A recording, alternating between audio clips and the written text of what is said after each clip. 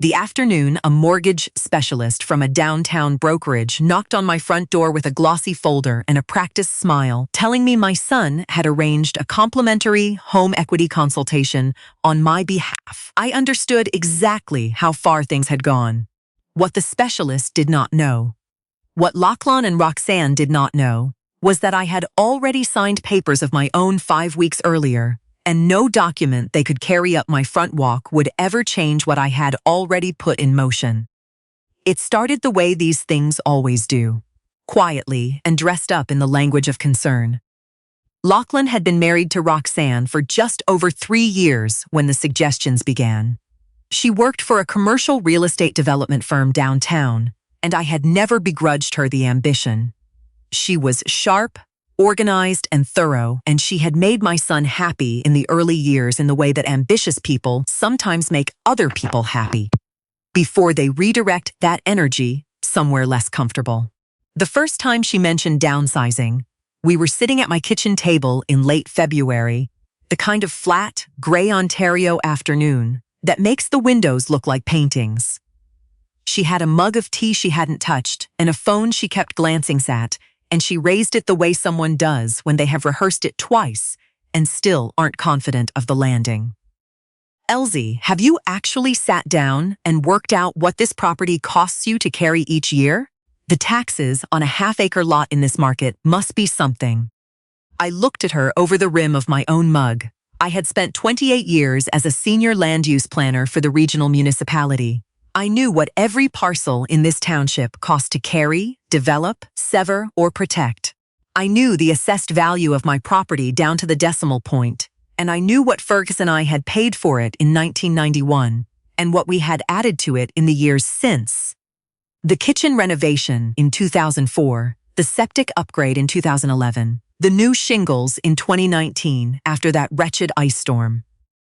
"The taxes are manageable," I said. "I plan for them." She smiled the way people smile when they've already decided your answer doesn't count. Fergus had died 4 years earlier in the spring, 2 weeks before the sugar maples he'd planted along the back fence finished leafing out.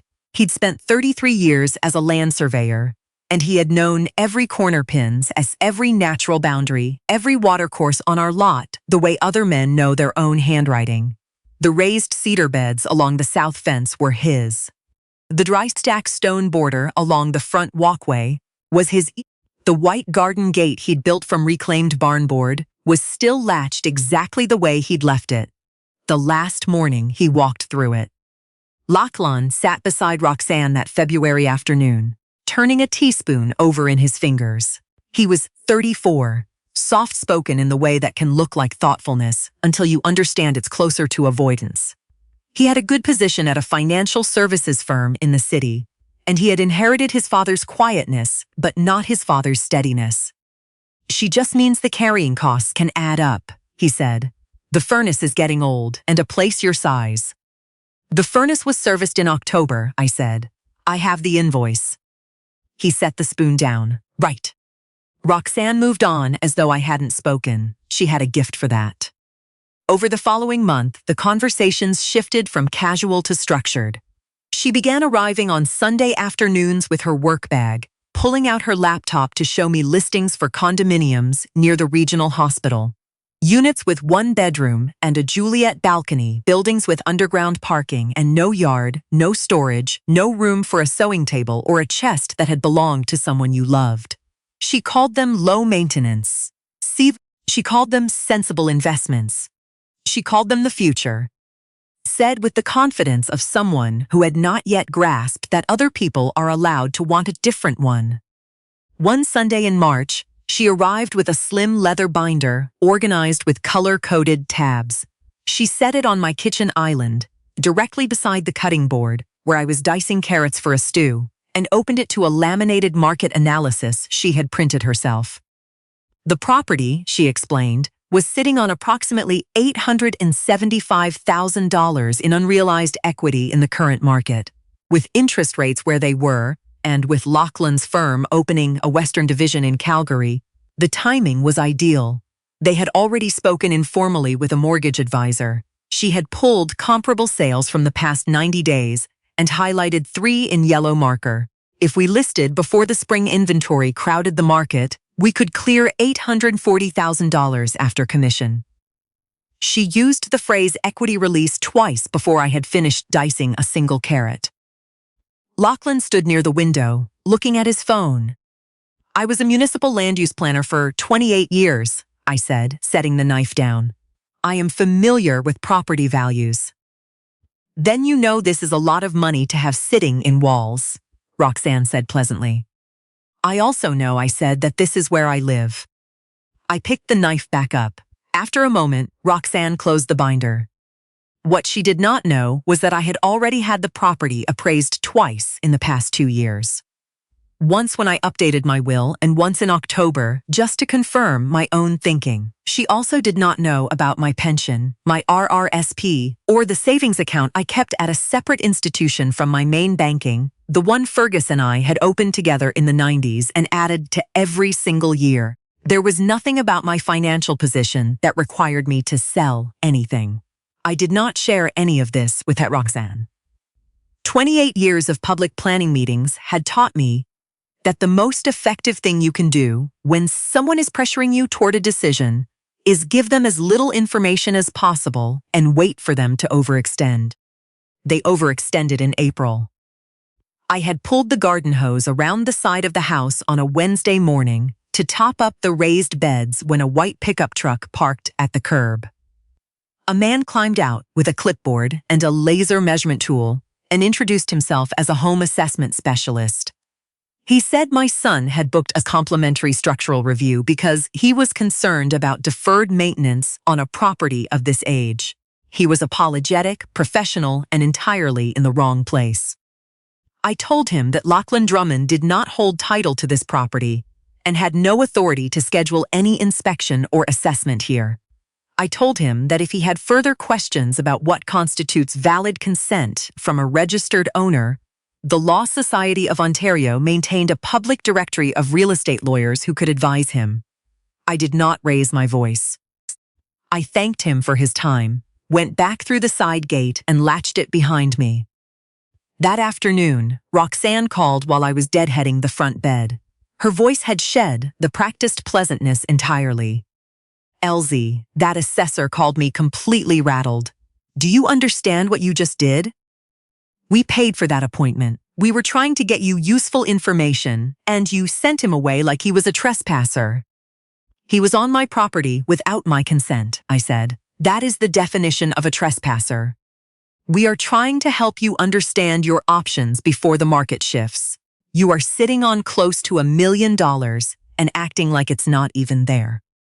I'm aware it's there, I said. That's why I'm going to go on living in it. Lachlan is your only child, she said. And now there was a thread of something harder underneath the frustration.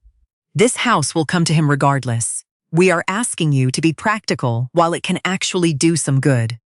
This conversation is over, Roxanne, I said, and I ended the call. That evening, before supper, I called a locksmith. I had been thinking about changing the locks for 2 weeks. Lachlan had a key from years ago. I had given it to him when Fergus's health first started declining, so he could check on us when he was in the area. I had never asked for it back. Now I wanted it back in a way that didn't require asking. The new keys were on the hook by the door by 8 o'clock, one for me and one for Etta, who was my closest friend of 19 years, and who lived 4 houses down on the same street, and who had listened to 3 months of this over coffee and soup and long walks around the block, and who 2 weeks earlier had said the thing that needed saying. Elsie, you need to stop explaining yourself to them and go talk to Chester Hamill. Chester had handled Fergus's estate after he died. He was a careful, methodical solicitor who specialized in property and estate law, and he had a rare quality in his profession. He explained complicated things without making you feel like a bother for not already knowing them. I had trusted him completely during the hardest paperwork of my life. I called his office the following morning and made an appointment for Thursday. I drove downtown, parked on King Street, bought myself a coffee from the cafe on the corner, and sat in Chester's office for nearly 2 hours. I told him everything from the beginning. the binder, with the market analysis. The assessor who had arrived without my knowledge, Roxanne's comments about estate taxes, the HELOC paperwork she had mentioned in passing as something they'd already looked into. Chester listened without interrupting. Then he asked what I wanted the outcome to be. I want the house protected, I told him. Not from probate, not from tax planning, from being treated like a line item in someone else's budget. I want it to go somewhere meaningful when I'm gone. And I want that registered now, so there is no ambiguity. He set down his pen and told me about a regional conservation land trust that partnered with the municipal authority to preserve natural and heritage properties. He explained the structure. I could transfer the property to the trust immediately, with a registered life interest protecting my right to live there for the remainder of my days. Upon my death, the property would become a permanent conservation and educational site. Once the transfer was registered at the Land Registry Office, the property could not be mortgaged, refinanced, pledged as security, or conveyed to any third party, not by me, not by my estate, not by a court order arising from any claim against my heirs. He also told me that Fergus's name could be attached to the designation as the founding donor. I sat with that for a moment. Fergus, who had spent his career measuring and documenting the land. Fergus, who had known the Latin names of every tree on our lot and could read a topographical map the way other people read a novel. Do it, I said. Chester drafted the documents the following week. I signed them on a Tuesday afternoon at his office with 2 witnesses, and by Friday the transfer was registered at the Land Registry Office. He sent me 3 certified copies by registered mail. I put one in the fireproof box in the basement closet, one in my filing cabinet, and one in the interior pocket of the leather portfolio I keep by the front door. I did not tell Lachlan. I did not tell Roxanne. I went home, made dinner, and sat in my reading chair by the window with the late afternoon light coming in across the garden. And I felt, for the first time in months, that I was standing on solid ground. They called in late April asking to come by on a Sunday to clear the air. I said yes and gave them a time.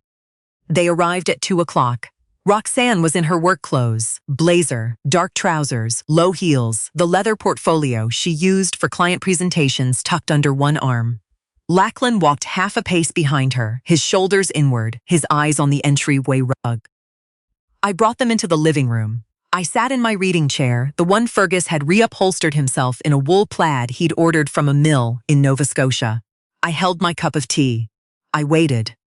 Roxanne opened her portfolio, removed a stapled document, and set it on the coffee table with both hands. The way people set things down when they want you to feel the weight of them. Elsie, she began, with the measured composure of someone who had rehearsed this in the car on the way over. We've been going about this wrong. We should have been direct from the beginning. Lachlan's opportunity in Calgary closes in September. The housing market there right now requires a down payment we simply cannot reach on our own income. She pressed 2 fingers to the top of the document. We had a mortgage specialist run the numbers on a home equity line of credit against this property. Given the market value and the clear title, you'd be approved immediately for a line of up to $6,000. We are asking for $150,000, structured as a formal family loan, documented in writing, with Lachlan repaying you from his Calgary salary over 5 years. Everything above board. I looked down at the document. My name was already typed in the applicant field. You had a mortgage specialist prepare a HELOC application using my property address, I said, without asking me. We had a specialist run preliminary numbers, Roxanne said carefully. Nothing has been filed. We brought it to you first. Did you? A small tightening around her eyes. Elsie, Lachlan is your only child. This property will come to him eventually. The estate administration tax on a property valued at this level in Ontario is not insignificant. We looked it up. If we structure this now as a living transfer with proper documentation, everyone benefits. You looked up the estate administration tax on my property. We were trying to understand the full picture. I looked at Lachlan. He had not raised his eyes from the coffee table. Lachlan, I said, look at me. He raised his head slowly. His face was flushed. He was not proud of himself. Whatever else had happened over the past 4 months, that much was still intact. Did you book the assessor who came in April? A pause. Roxanne thought if we had a current number. Did you book him? Yes, he said quietly. And you knew about this application. He said nothing, which was its own answer. You have used my name and my address on a document I did not authorize, I said to Roxanne. You have researched my estate taxes without my knowledge. You have arranged for a third party to inspect my property without my consent. And you have brought the results of all of this to my living room today, expecting a signature. Roxanne straightened. We are trying to plan for our future. Families do this. Families who own a property plan for its future, I said. You've been planning to extract from a property that is not yours. That is a different thing. Lachlan is your heir, she said flatly. Legally, this house comes to him. We are asking you to be practical while the market conditions are right. I set my teacup down on the side table. I reached into the interior pocket of my reading chair. Fergus had sewn it in himself years ago because he knew I liked to keep a book or my glasses within reach, and I took out the sealed envelope Chester's office had sent me and placed it flat on the coffee table beside their application. Then you should look at this, I said. Roxanne reached for it immediately. She pulled the documents free and flipped to the first page. She was expecting the original deed. She found the registered notice of transfer instead. She found the trust agreement. She found the conservation designation, stamped and registered at the Land Registry office, the date printed clearly in the upper right corner. She read it. She turned to the second page. She turned to the third. She was looking for the clause that said revocable, the condition that could be challenged, the loophole that would make this something other than what it was. She was not going to find one. The color left her face in a slow, even way, the way light leaves a room when a cloud moves over the sun. Her mouth opened, and for a moment there was nothing but the quiet of the house and the sound of a cardinal in the maple outside. What is this? She said, barely above a whisper. It is the registered transfer of this property into a conservation land trust, I said. The transfer was completed and registered 5 weeks ago. My life interest is protected. I will live here until I die. When I'm gone, the property becomes a permanent natural heritage site. It cannot be mortgaged, refinanced, sold, or pledged as security for any debt. By anyone. Roxanne set the papers down. She picked them up again. You gave it away, she said. You actually gave it away.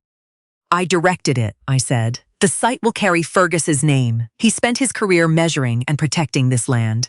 It seemed fitting. She stood up so abruptly that her portfolio slid from the sofa cushion to the floor. She did not pick it up. Do you realize what you've done?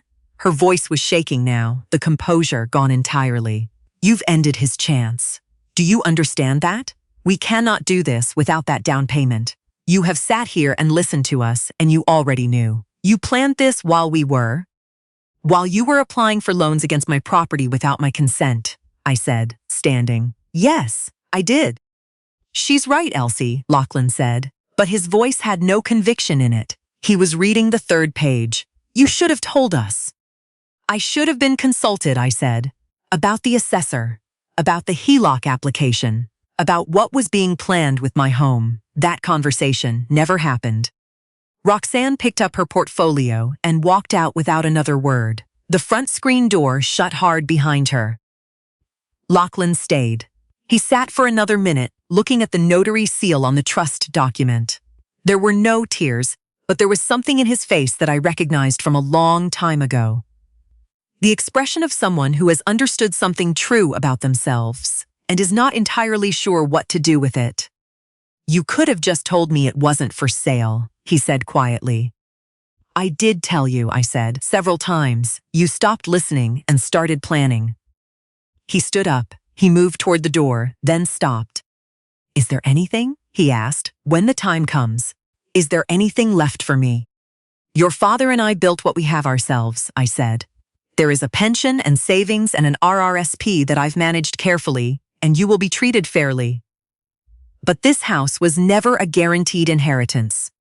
It was a home. I'd like you to remember that it was your home too, once, and that you were always welcome in it, before all of this started.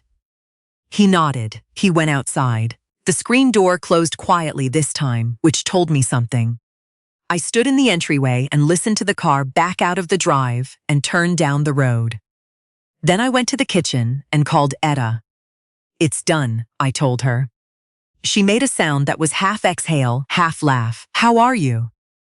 I thought about it, honestly. "Like I've unlocked a door that's been stuck for months," I said. She came over an hour later with a bottle of Ontario wine and the good crackers, and we sat at my kitchen table until nearly 9 o'clock, talking about other things. The choir, the spring garden plan, the trip to Prince Edward Island she had been trying to get me to take for 3 years. Lachlan called 6 weeks later. He called on a Sunday evening, from his own phone, not from a number Roxanne would see itemized on a shared bill. He said he wanted to come by, just him. "Sunday dinners are at 4, I told him. "Come hungry." He arrived with a bottle of sparkling cider and the slightly humbled manner of someone who has had several weeks to sit with an uncomfortable truth. He sat at the kitchen table, where he'd sat since before he could reach it properly, and he ate the soup and the fresh bread and said very little for the first part of the meal, which felt more honest than most of what had passed between us in months. Near the end, he said, "I think I've been letting someone else make a lot of my decisions." "I noticed," I said. "The assessor. I should have talked to you first.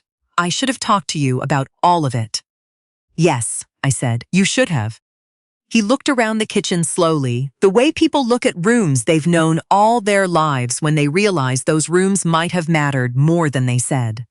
The copper pot on the stove, the lopsided clay dish he'd made in grade 4, still sitting by the sink, still holding rubber bands and twist ties, and the occasional dried rose hip from the garden.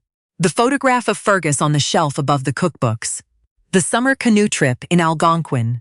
Fergus laughing at something off to the left of the camera, entirely himself. "He would have been very quiet about all of this," Lachlan said. "He would have been furious," I said, "and completely silent about it until the moment it was handled. And then? And then he would have made tea and not mentioned it again." Lachlan stayed until 7:30. He washed the dishes without being asked. When he left, he held the screen door so it didn't slam.